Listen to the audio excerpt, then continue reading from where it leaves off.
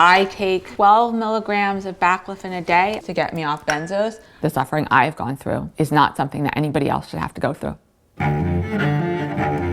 had no idea. You don't know how bad it's going to be. To the detrimental effects of psychiatric medications. I will not work in years as an attorney. Withdrawing from 5 milligrams Ativan is horrific.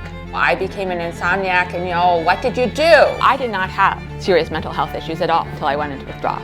There is a place for medicine, but you need to make decisions for yourself. You need to educate yourself. You cannot trust anybody else. When I met Ellen, she was in pretty severe withdrawals at that point. Shaking, blood pressure spikes, a lot of things that were going on.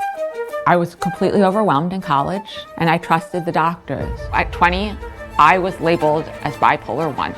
The side effects from these medications crippled me. I slept a maniacal amount. I could barely climb stairs. My arm curled inward. I wore a leg brace. I could not play on the jungle gym with my child. I had a blue hang tag, permanent disability. And that's what I was told. You have no chance of regaining your physical vitality again. Everyone gets diagnosed bipolar, schizoaffective, and they get put on these meds. It is harder to get people off of these medications than heroin. I was extremely scared. The doctors didn't even suggest therapy. Those 15-minute appointments, they didn't have time to get to know me. I asked to be let off of antipsychotics. I suddenly regained my ability to walk.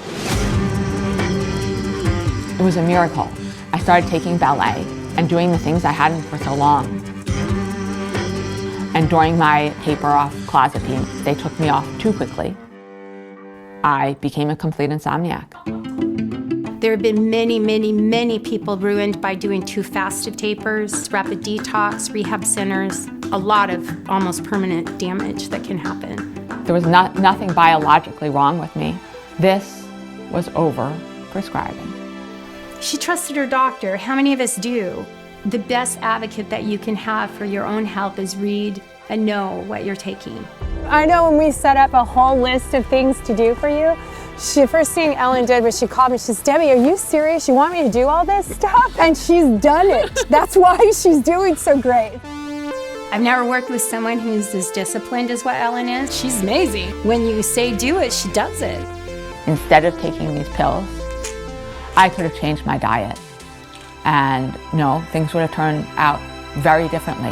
I think you're going to prevent a lot of people from having this kind of harm. Really what we need more in this world is connectivity and nourishment. Please share this with someone who's being prescribed and not informed. We can do it all together.